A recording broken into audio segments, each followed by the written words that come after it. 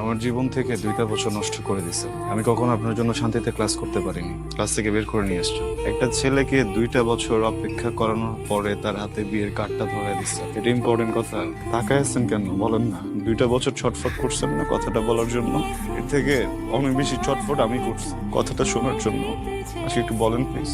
আমি শুনে এখান থেকে চলে যাবো, আমি কোনো সিন ক্রিয়েট করবো না। আমার দিকে তাকান। আমি তোমাকে ভালোবাসি।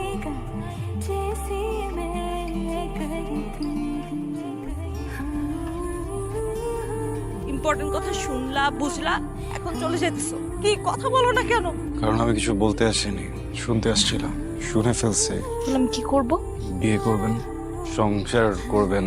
এতগুলা মানুষের সামনে আমি কি বলছি সবাই শুনছে, তারপর আমার বিয়ে হবে তোমার মনে হয়? সরি, ভালো থাকবেন। ওকে।